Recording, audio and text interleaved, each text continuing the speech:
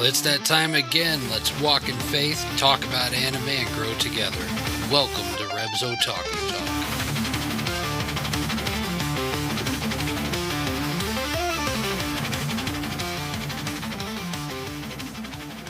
Hey Otaku family, welcome to Reb's Otaku Talk Studio Ghibli Fest. I'm your host Rev, and with me are my co-host K2. Howdy, howdy. And Raver Mom. I thought I was the host.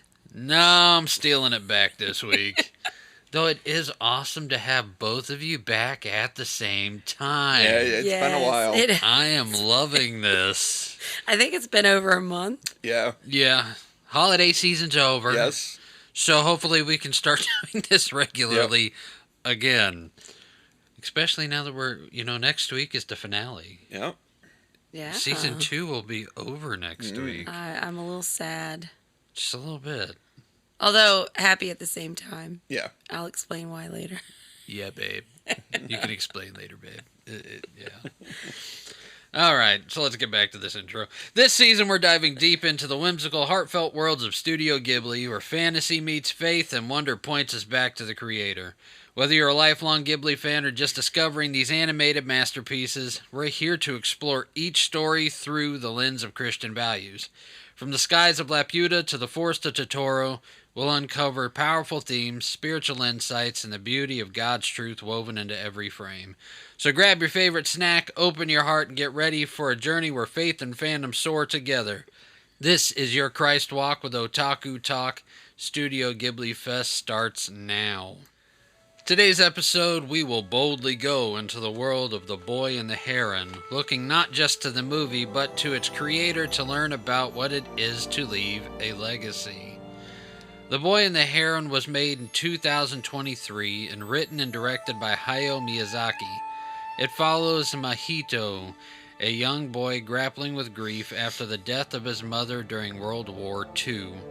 After moving to the countryside with his father and new stepmother, Mahito struggles to adjust to his new life, feeling isolated and angry. His world begins to shift when he encounters a mysterious gray heron who taunts him and lures him toward an abandoned tower on the estate. Drawn into a strange and dreamlike realm connected to the tower, Mahito enters a fantastical world filled with talking animals, shifting realities, and echoes of both loss and longing. As Mahito journeys deeper into this other world, he confronts his sorrow, guilt, and fear, learning that escapism cannot replace healing. The film blends fantasy and reality to explore themes of grief, legacy, and the difficult transition from childhood innocence to maturity. Ultimately, Mahito must choose whether to remain in a beautifully imagined world or return to the imperfect real one, accepting loss as a part of life. The Boy and the Heron is a reflective and symbolic story about learning to live with pain while embracing hope and responsibility. So guys, I know this is not mine and Raver Mom's first time seeing the movie. Mm-hmm.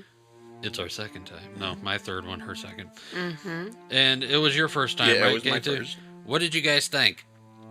I didn't like it. Okay, K2, what did we not like about it? It just felt kind of all over the place. Yeah. Like, when it started, I'm like, oh, okay, this is going to be cool. It's another World War II kind of period type piece. Yeah. I'm like, okay, I can get into this. Then you see the funky old ladies, like how they're usually drawn. I'm like, okay, so it's not going to be this kind of movie I'm thinking of. It's going to be this kind. It's going to be kind of the more whimsical. Well, wow. Whimsical. Whimsical. Side. And then it even takes another turn when you have kind of the spirits. I'm like, oh, okay, he's gonna do battle with the spirits or whatnot to go save the stepmother, and then that doesn't happen either. So I'm like, it's like K2's like, where's the action? Exactly. Yeah, I can understand it. I mean, I know for you the only awesome part about the entire movie besides the end was the tank at the beginning. That was fun. I like the little bits of the factory, the I mean, I like some of the fantasy aspects when they were in there. The bird was just creepy. I don't know what he thought of when he was drawing that thing. Oh, that was just creepy. All you knew it was going to be funky whenever the heron went to the window and all of a sudden he had teeth. Yep.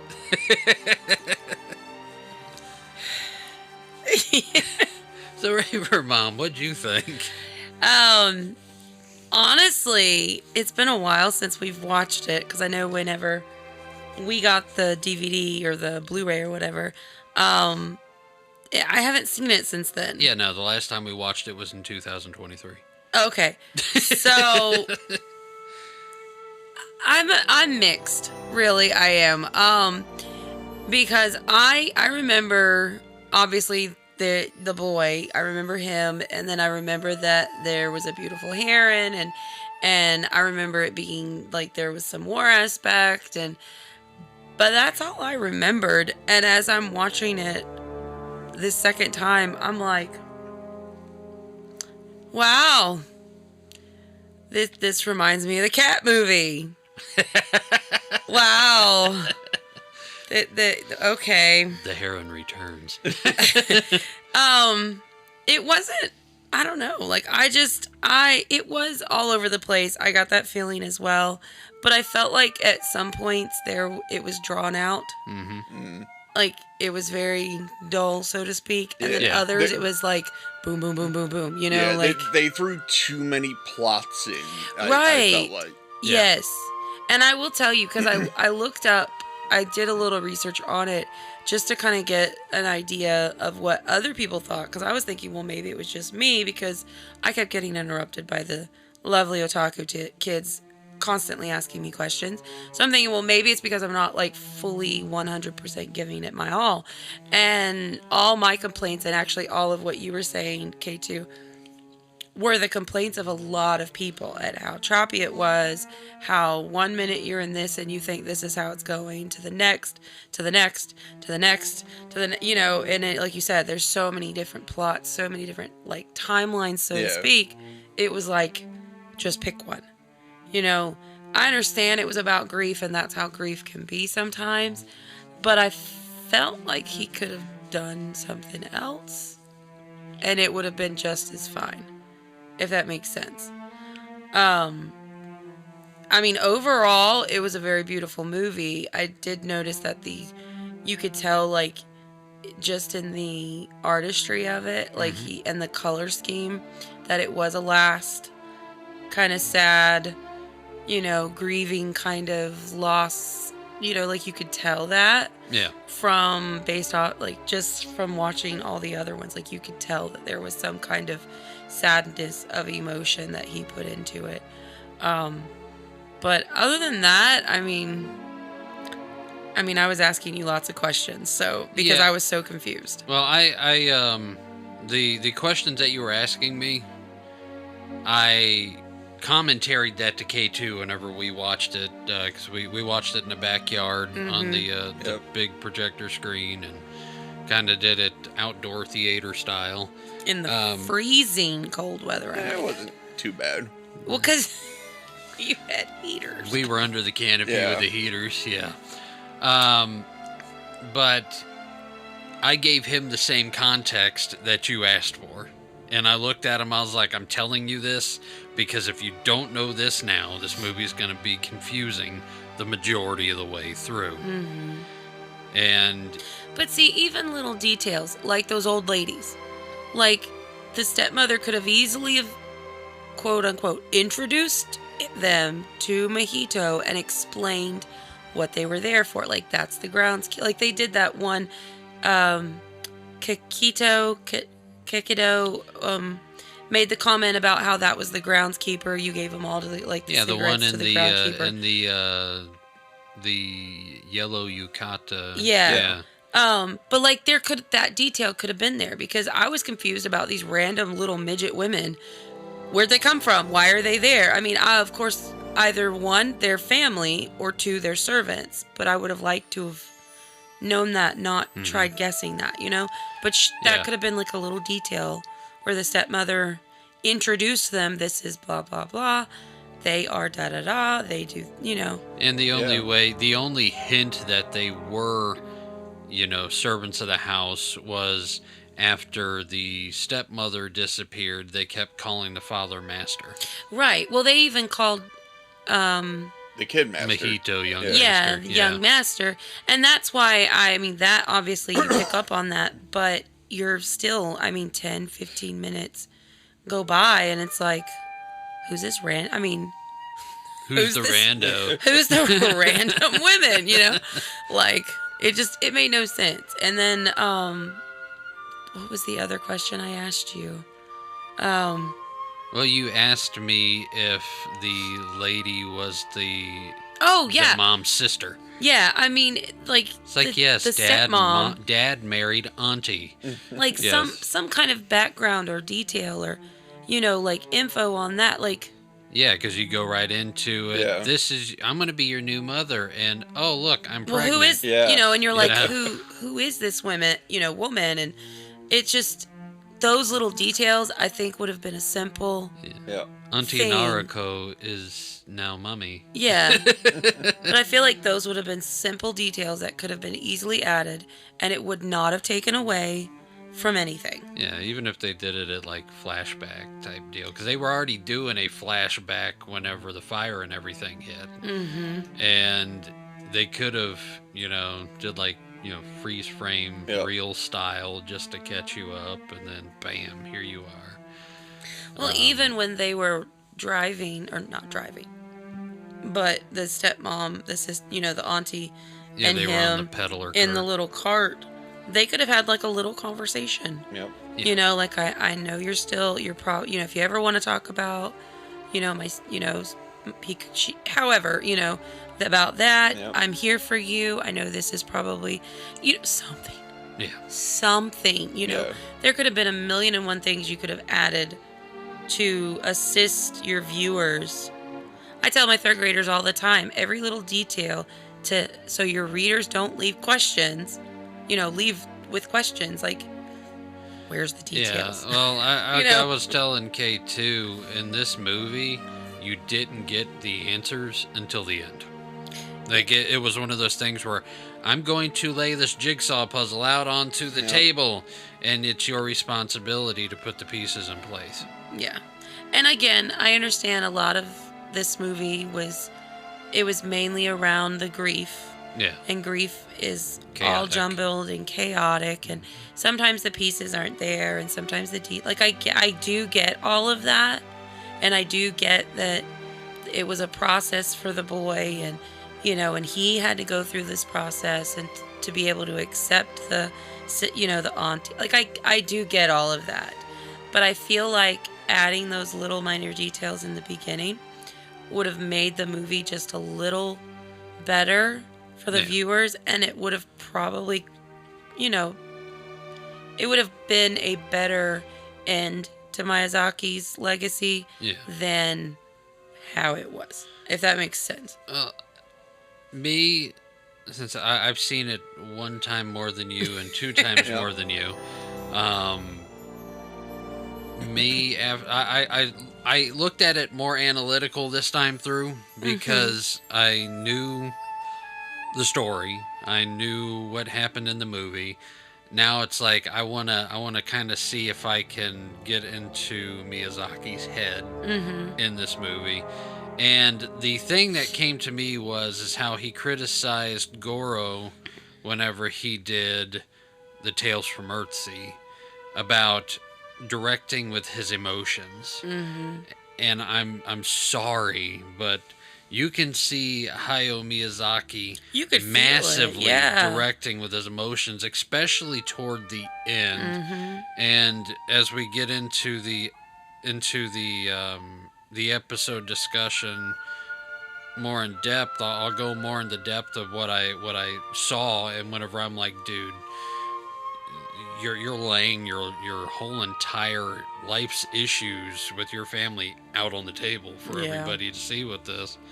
But he did the one thing he criticized his son of doing, and he directed all emotional with this movie, and you can just tell that that's what he did. Well, I mean, and I can understand why though, because of the fact that with it being his end, he's having to grieve the loss of doing it, like well, this is like being the person he's been the last 40 years, something like that. I mean, this was like his second last, because this movie really wasn't going to exist. Whatever he produced before this movie was supposed to be his last. The only reason he came back to do this one was because of his grandson. Mm-hmm. And in multiple interviews that he had through the course of creating this movie and promoting this movie, he credited the fact that he was doing it to the birth of his grandchild. Mm-hmm. So that's the only reason why he basically came out of retirement for creating to make this movie.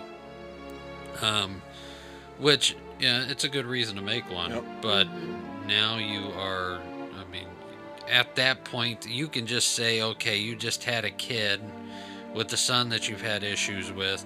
You are going into this emotional. Yeah. You know, your son just had your grandchild, and now you want to do this extravagant legacy piece.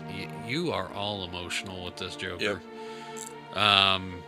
So that is, I think that is where I think he messed up. Because Tales from Earthsea, you can tell Goro's emotion in that, and you can see where his emotions were. And in this movie, you could do the same thing with Daddy. Yep. You know? And critically, I can just, Hayao, this is where you messed up. You made an immature mistake. You did this all with emotion. But that, that's what I thought about the whole deal. I like it. I like the imagery. I like the world that he built. I love the cast. Yeah. I mean, the sheer fact that Mark Hamill was great granduncle was really awesome. And so, I liked all of that about it, but it's just, I can't help but to look at it and be like, dude, you were kind of hypocritical when you made this one. Sorry. It happens. So, K2, what would you rate this one? I'm going to give it a 6. Okay. Raver Mom? I was actually going to say 6, too. Okay, I'm right there with you. So, it's 6s all the way around. So, Reb's Otaku Talk gives The Boy and the Heron on all around 6. Now, from a parental standpoint, Raver Mom, what would you say about it? Honestly, I wouldn't probably let the younger one watch it. I don't know about the older ones either, only because of the fact that this movie could be really confusing. And they would honestly probably sit there and ask more questions than understand what was going on. So really nothing bad, just no, nothing you don't bad. Want to sit there and watch a movie and have to talk all the way through. Yeah, I mean, Princess Mononoke, she might be okay, and like I said, even Kid Koopa might be okay, but I feel like Princess Pika might be a little more confused. Yeah. Just because of how jumpy the movie is. Yeah. But then again, I mean, she might be perfectly fine. I don't see anything wrong with the movie unless you struggle with allowing your children to watch fantasy things. Yeah. Like magic, creatures talking, and, like things like that, I can't really say that I see this as a magic fantasy movie because the power's coming from a meteor. To me, it's almost like sci-fi fantasy. He tried to delve into sci-fi for his last movie. So, I mean, because all the power came from the meteor.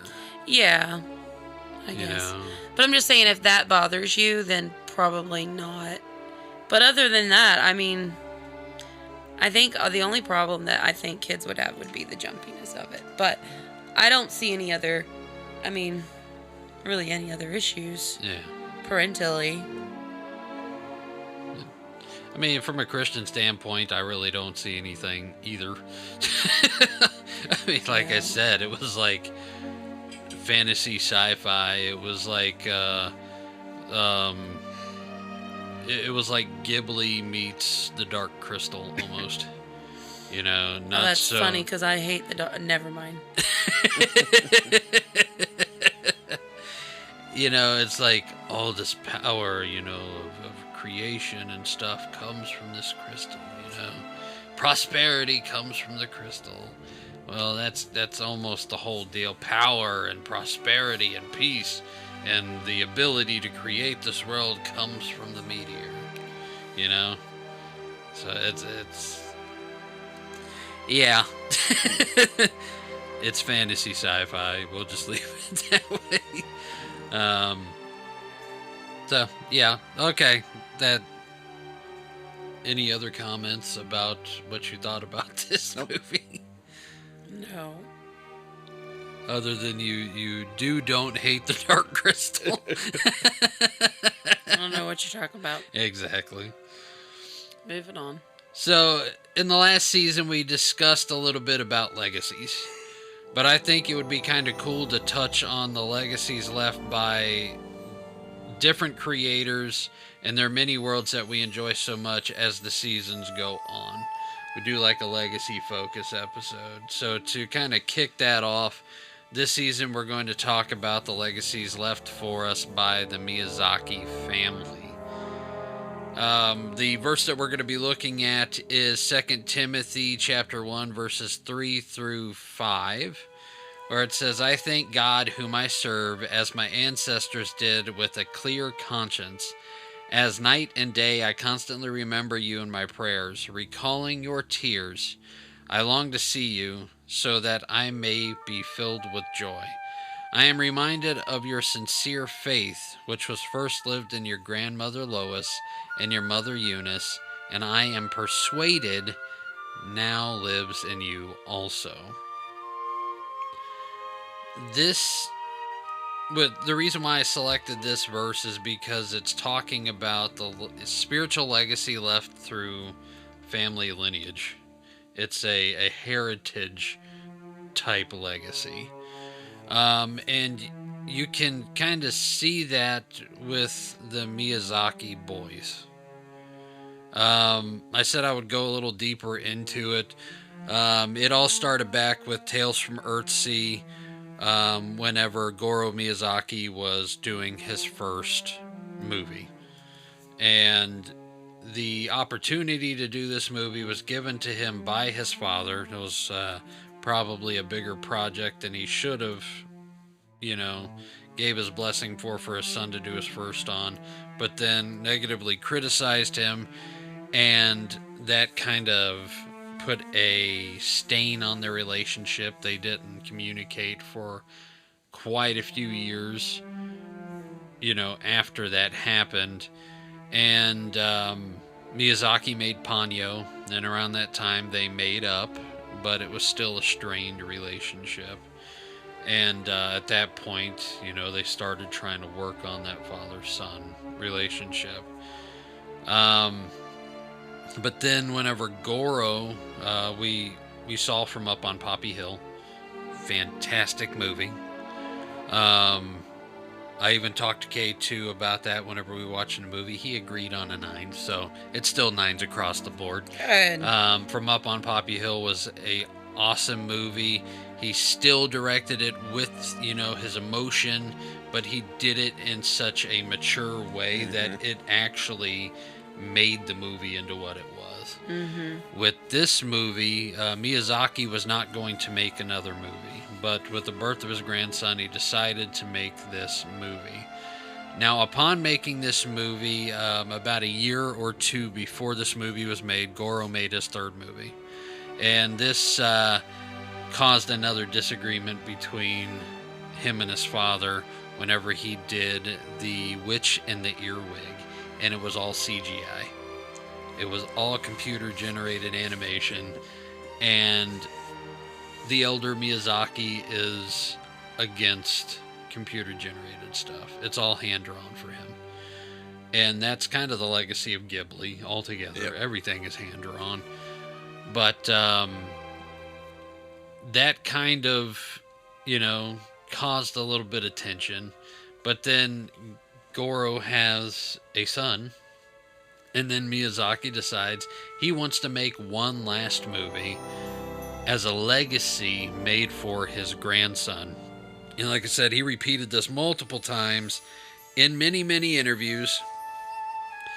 And this is where, I started seeing the emotion that he was directing The Boy and the Heron with was the end. Mm-hmm. When they make their way back to great-granduncle, and he basically gives Mojito a pile of stones that are still a pure energy, and he has to stack them, and he has to restack them like every 2 days or something like that, to create his own world, basically. But then you have the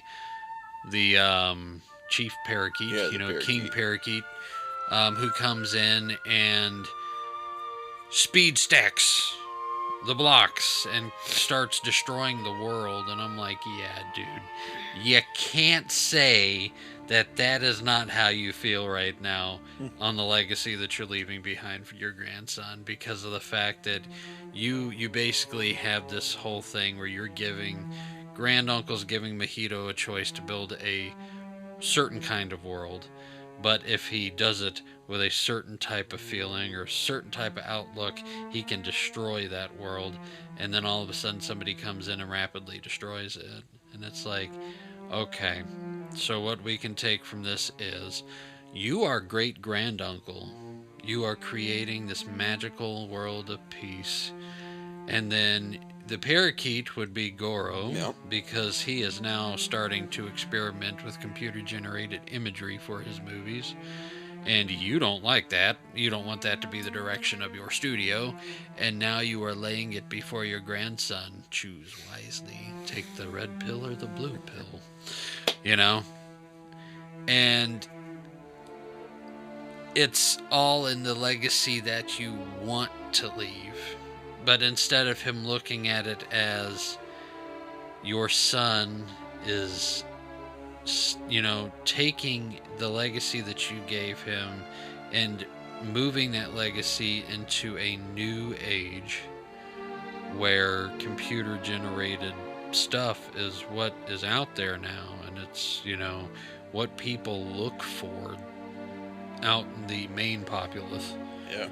And looking at it as he's taking what you taught him to another level and allowing that legacy to be moved on to your grandson, instead of laying a split choice down before them, and it's all in that hereditary legacy, and it's the type of legacy that Hayao wants to leave for his grandson, instead of the legacy that his son is trying to leave for his son.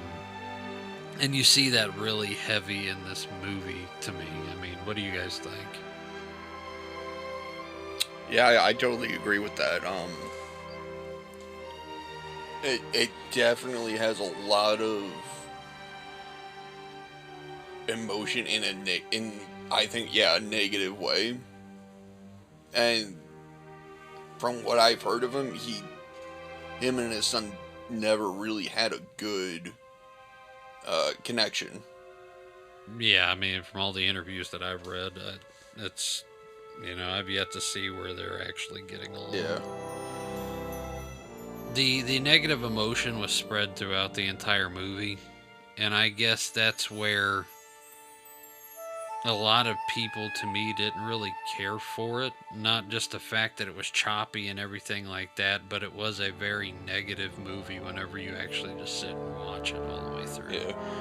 There wasn't a lot of positive to it. Well, I mean, if you take the grief aspect into it, there's no positive in that. Yeah, true. A lot of times people, when they are dealing with grief, they're not sitting there happy-go-lucky unless they're on drugs. And I don't mean that in a bad way. I mean, like, and because sometimes that it makes, grief pushes people to where they need to see like a therapist or something like that, and that needs to prescribe them something to help process, and I understand that. So legal drugs, not illegal drugs. Whatever suits your fancy. I'm not promoting anything, because grief is crazy. It makes people do crazy things and stupid things, and but I mean, if you take all of that out, I mean, grief is a mess. Yeah. And so, and if that's what Miyazaki was trying to come across in this, which that's kind of honestly how I felt, just because of the fact that I guess you could say I'm still grieving multiple losses that I've had in the past 10 years. And, but that is just, there's no straight line to the end. Yeah. There's a lot of ups and downs. There's a lot of good. There's a lot of bad. There's a lot of crazy talking parakeets and, pelicans and weird looking herons with people teeth. I mean, that's how grief is. If you really think about it, it's very choppy. It's very back and forth, and confused. Lots of confusion. So it's, if Miyazaki was trying to get across about how he's trying to process something like that, I can understand why the movie was the way it was. So, well, I also, I'm talking a lot of the negative out, but the positive did come in the end, because it came in the it came in the almost like he was trying to. A lot of people say it was an apology to his grandson, and possibly even his son again, because of all the disapproving and stuff that he did throughout his son's career. But the fact that he looked great grand uncle, that is so confusing to say over and over again, looked at Mojito and said, "The choice is yours." It's almost like he was taking the time to tell his grandson, even though the disagreements are all there, between me and your dad, the choice of which way you want to go is your choice. Mm-hmm. Take the path of the legacy that you want. Because, disagreements like that within families a lot of times can either eventually bring something new and exciting out, or it can completely collapse, relationships, and completely and totally redirect people away from, that central heritage that you want to leave behind, I will tell you, though, after watching it the second time and kind of seeing and feeling the fact of how emotional he was with it, or the fact that he directed it with his emotions, honestly probably was a big deal for him. Yeah. Because because if you think about it, not just in Japanese culture from long time ago, but men in general, and obviously I'm the lesser of the two genders right now because there's two of you and one of me. But because I feel like I can speak on it just because I was raised with it. The male species is not taught to be emotional. Yeah. And in some cultures, it is frowned upon, like it's a horrible thing if a man shows any kind of emotion that is seen feminine. Yeah, like seen as a sign of crying weakness. or sadness or grieving or so for him to do this movie for his grandson, to me, is a very big deal. Yeah, and it kind of gives you an actual respect for the movie. Yeah. Right. Like, I'm not saying I don't like when I give it a 6 personally, it's literally because of how choppy it was. Yeah. I feel like if it was a little less choppy, a little more detail, it would have been a phenomenal movie. Yep. Yeah. But I 100% understand why it was the way it was. Yeah. And I understand what he put into it and everything like that. And I have extreme respect for the reasons that he did it. Yeah. Just because coming from, I mean, I feel like his background, Yeah. this would have been like that hump that he needed to get over. Mm-hmm. And whether his son or grandson also joins him over there and that on the other side of the hump Yeah. is up to them. But it's like he's telling them, I'm ready. If you're ready, I'm ready. You know, we can move on from this. Because when something's ingrained in you to the core, it's not easy to get over. No. You know, it's not easy to show that emotion. And the only way that Miyazaki could do that to his family, to his boys, basically, is through this. Yeah, and I mean, honestly, looking at it through that emotion, you kind of understand the movie a little bit better. Yeah.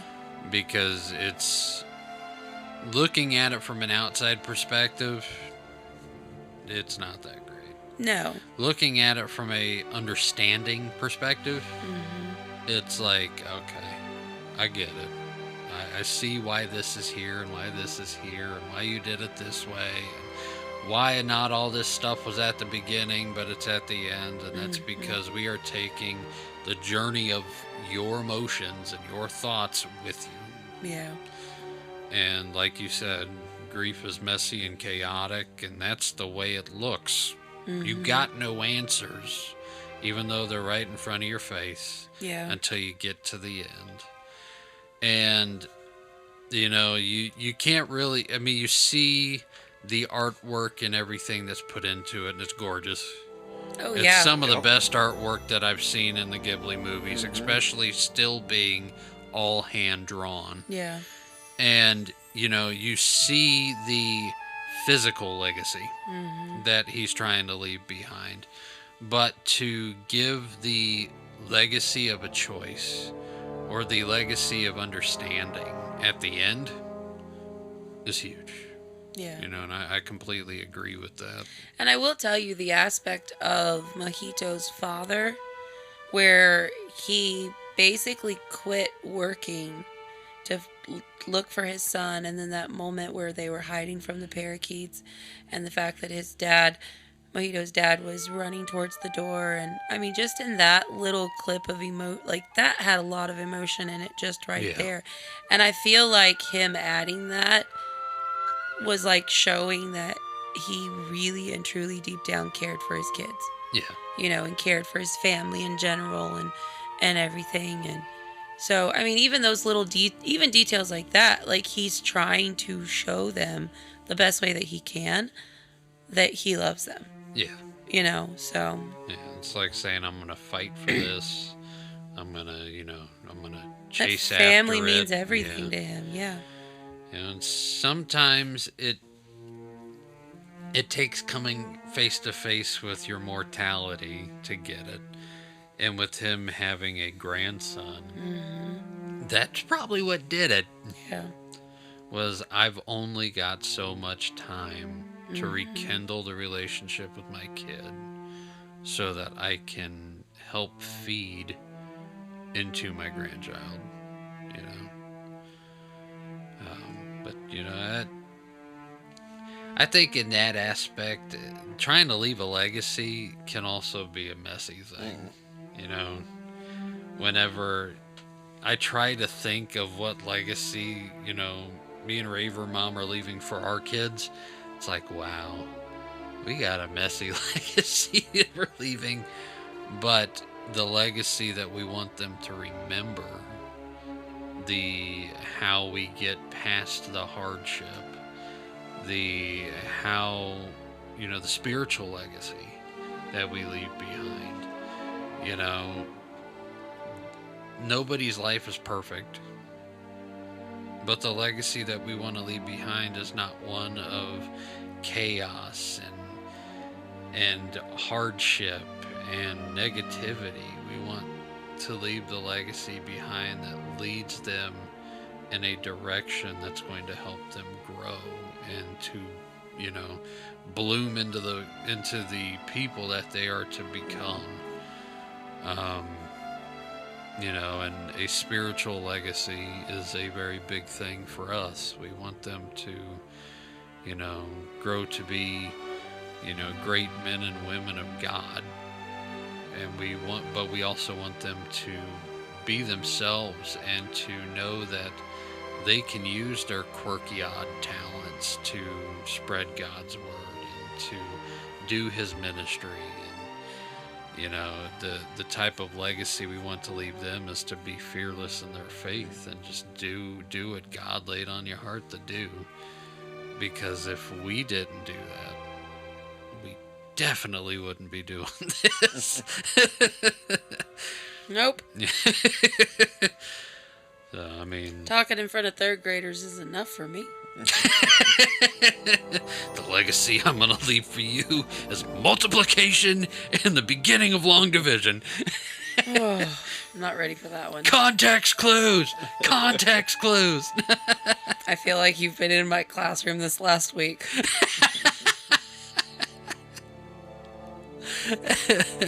It's because that's what I tell our kids constantly when they're home. I'm not kidding. I legit was teaching about context clues this last week. Oh, it's like the hardest thing in the world. Oh my goodness. For people to apprehend context now.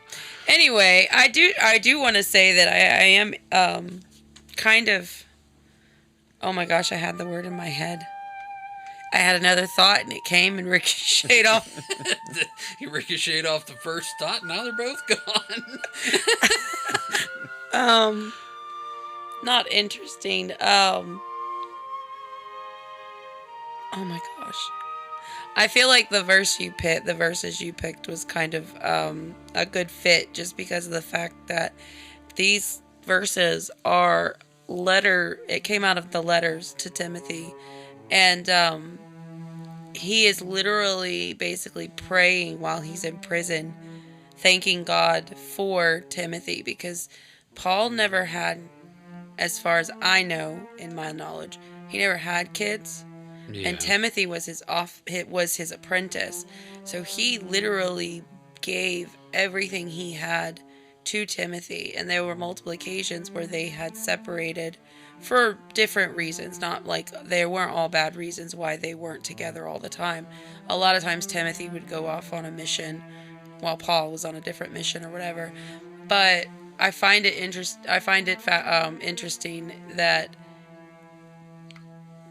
something I was telling my grandmother yesterday is that God knows what you need exactly when you need it. Yeah. And he knew that Paul would need somebody that would take everything that Paul had learned from the time of his conversion to the time that he died, that would learn from him and take Paul's new legacy to the next level. And he was thanking God, that Timothy not only had faith, but had that faith through his family lineage. Yeah. From his mom and his grandmother. And it's that faith lineage, that he has, that gave him that strong foundation for Paul to be able to basically pour into him. And I find Paul's becoming one of my favorites in the Bible just because of the fact that he's currently in prison right now for something that technically he didn't break any laws for. They just don't like him. But in the midst of all of that, he is still praying and praising and thanking God for everything that he's been through, and that he was able to pass on the knowledge and the information to this new person. And it's kind of a reminder with the movie along with this that life is messy. Yeah. And even in the messiness, we can still thank God for that strong foundation and that legacy that we have been able to get from him. And our legacies, and I understand you were saying our legacy is messy, but honestly, if you think about it, if it wasn't for the messiness, we wouldn't be where we are. Not just like on this podcast, not just the fact that you met K2, but I feel like the messiness is what fine-tunes us, and there had to be something in Miyazaki's world. Like you said, it could have been the fact that his son's wife was about to have a baby. He's going to have a grandson. There was a turning point. It was that in that messiness that there was some kind of light that showed through. And if without the messiness, we can't learn, and we can't learn and we can't be thankful. I feel like if we didn't go through the messiness, then we wouldn't have opportunities to realize how blessed we are. This deep. Sorry. I told you, you are the deep thought of season 2. It's been a while. Any thoughts, K2? Nope. No? You sure? Yep. Our mess brought you into the house. That's not what I meant. That is not what I meant. I know, I'm just playing around. But think about it for a second. If I didn't push you to fill out that application for the school, to upgrade to a better job, right? You wouldn't have met him. No. And honestly, this podcast probably wouldn't be happening. No. So it's your fault, K2. It's all your fault. I said, man, K2, you're into the same stuff I am. Yep. I want to do this podcast. I should get you involved whenever we actually start it. And then shortly after that, you left. So yeah, and then what? 2.5, 3 weeks later, we started it. Oh my goodness. Any other thoughts? No. All right, cool. The story of the 3 generations of the Miyazaki family reflects both tension and continuity.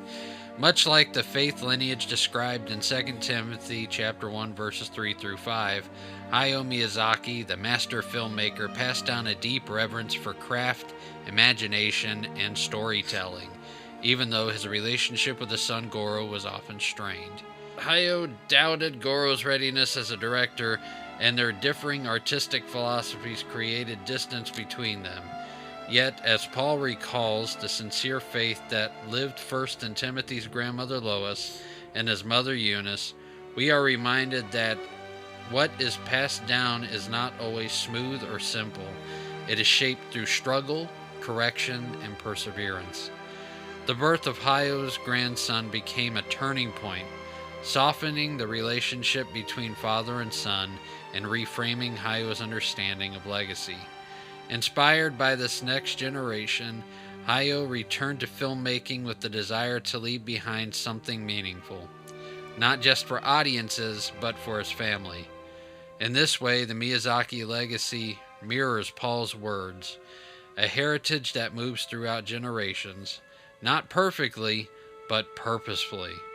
What began with Hayao's vision wrestled through Goro's journey and found new hope in a grandson shows how legacy, whether faith or creativity, is ultimately about what endures, grows, and is entrusted to those who come after. Okay. Here's a question. Okay, what's your question? If you were spirited away to the lower world or the meteorite world or whatever, which creature would you likely be?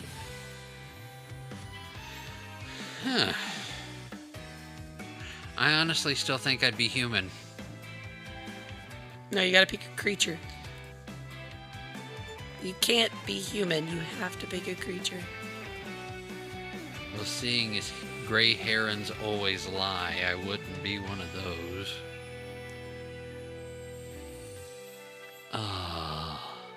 I'd want to be a noble pelican. A noble One pelican. of the pelicans. Okay. I wouldn't really call those noble. I mean, they try to eat everything. Well, no, remember the big one that got with that mojito had to bury? He called themselves. He said they were noble pelicans. No, the herring said that. Oh, well, whatever. One of the birds said it. 'Cause, I mean, the creatures that I remember is the pelican, the parakeets, Yeah. and the heron. And then the wah. Oh, the lights. The little bubble people. Or the wah. Yeah. Whatever that was. Those white. Yeah. The reincarnated souls, essentially. That's what I got that they were. Yeah. Well, I guess if I had to pick out of those 4, I'd be a gray heron. I'd be the troll man inside of the bird. Oh my goodness. What about you, K2? I guess I'll go with one of those little spirit things. He'd be a ghost orb. Nice. What would you be, Raver Mom? I said a pelican. Oh, the noble pelican. Mm-hmm. Okay.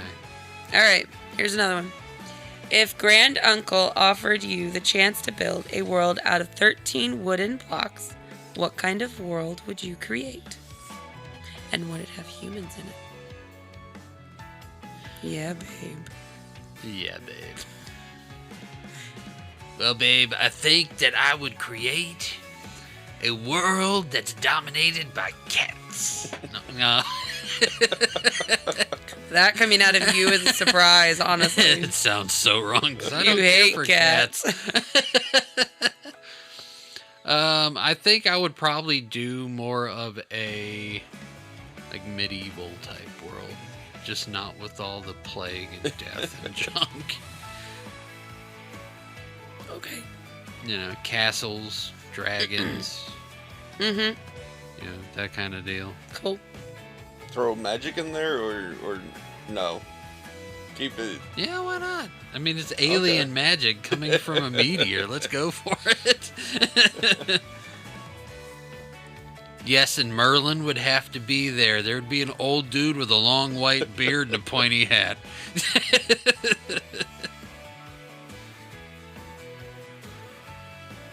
What kind of world would you build, K2? I don't know. I think I would just leave the world as is. He'd fill it with tanks. Yeah. Why not? He'd Girl create Zoom the Panzer. world- He'd create the world of Girl Zoom Panzer. Exactly. Yeah. Dude, I would totally go to that world. Panzervore! K2, me and you, we gonna be the Alright. world bosses. Yes. I love it. Oh my goodness gracious. So both of you guys would build Girls und Panzer. I think that would be kind of cool. Yep. Yep. Okay. I agree. All right. So we're going to do something a little different. We are going to play Libby, the Studio Ghibli edition. Now, I know that we've played Libby. Have you ever played Libby before? I think once. It sounds familiar, but I haven't done it in a while. Okay, quick rundown of the game. I've got this done in 7 rounds, but I'm basically going to give clues to the movie.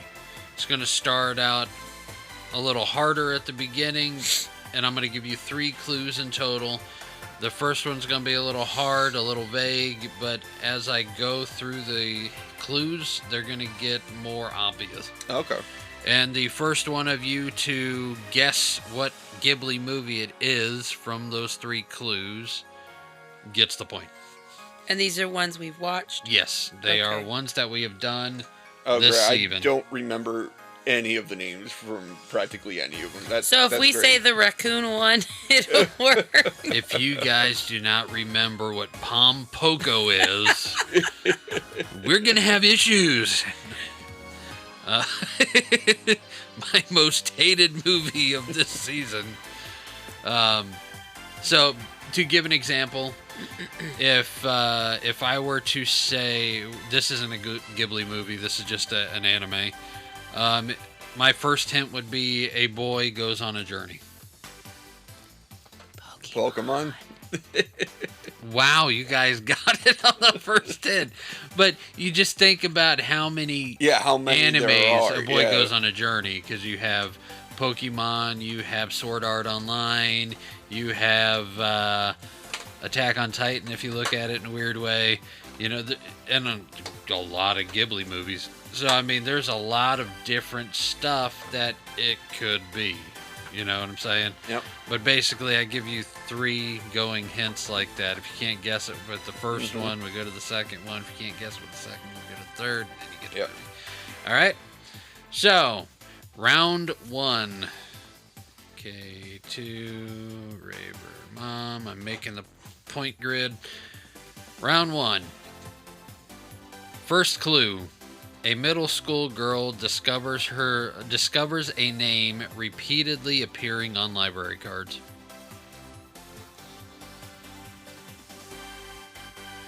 Oh my goodness, this is the one that I didn't like. The Cat Returns? Nope. Whisper of the Heart? Yes. Seriously? The first one. Yep. Because you didn't like it, you automatically knew it was. yeah. Honestly, I thought it was The Cat Returns, Yeah. and then when he said no, I'm like, okay, well, it's the other one. Yep. All right. Round 2. Clue 1. The main character is cursed and begins a journey to find peace. Oh, Howl's Moving Castle? no. Oh crap! I know. I forget the name of it. The one with the. How do I say it without giving it away? You can't. I know. You want me to go to the next clue so you can... No, because I know it. I just can't think of the freaking name. Is it The Cat Returns? No, Princess Mononoke. Princess Mononoke. Mononoke, yes. yeah. Yep, that's the one. Good job. Thank you. I wasn't anywhere near that, so you would have gotten it. All right. Round 3, clue 1. A young girl enters a world where names hold great power. Spirited Away. Jeez. Yes. I'm not going to go anywhere past the first clues, am I? You guys paid attention more than you thought you did. All right.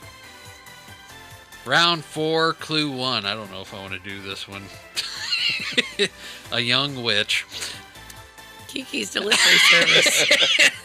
I didn't even finish the whole clue just because of the fact that she's going to get it. Okay. Round 5, clue 1. This film uses a simple, almost sketch-like art style to tell its story. The Yamadas? My Neighbor Yamadas? Yes.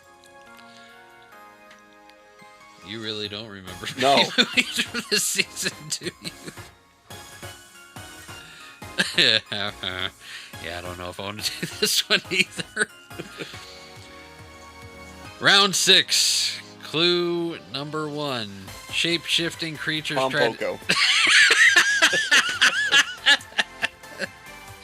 Yes. Good job, K2. Okay, this is the final round. Round 7. Clue 1. A song, not a battle, marks the turning point of the story.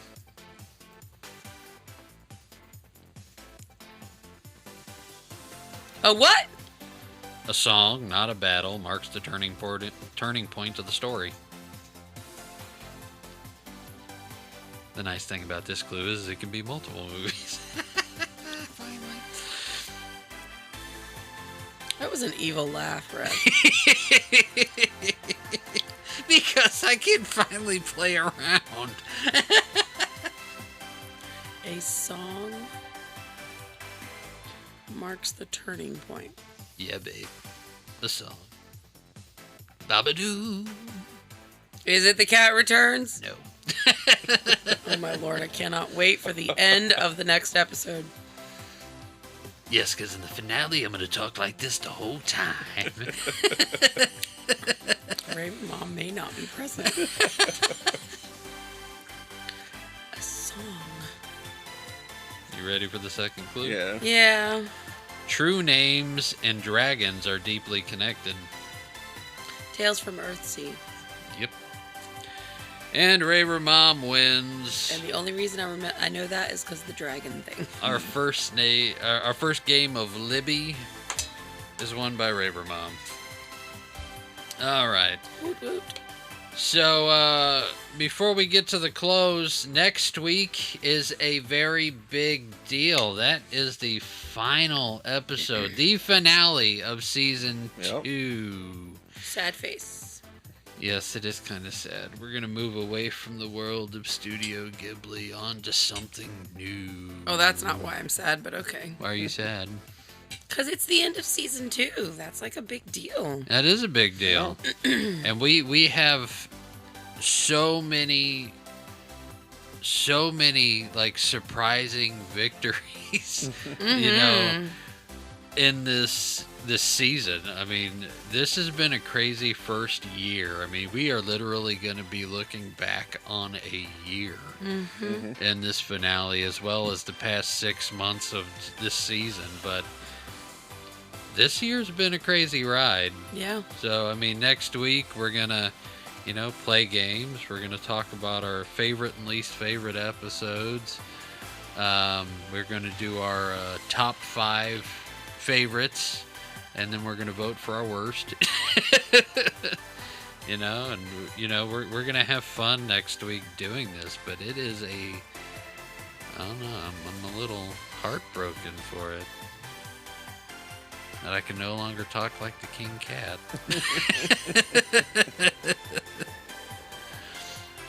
I mean, what are you guys looking forward to in the finale? You no longer talking like the King Cat. I'm going to miss that. So both of you, it's no longer talking like King Cat for completely different reasons. It's alright, K2. I'm going to have to secretly add a King Cat intro for you into all of the other episodes without her. I don't like it that much. Thanks, K2. Introducing our co-host K2 and Raver Mom. I'm really trying to hold it together over here. From laughing or what? From walking out or throwing something. Honestly, his voice almost reminds me of Wolfman Jack. Yep.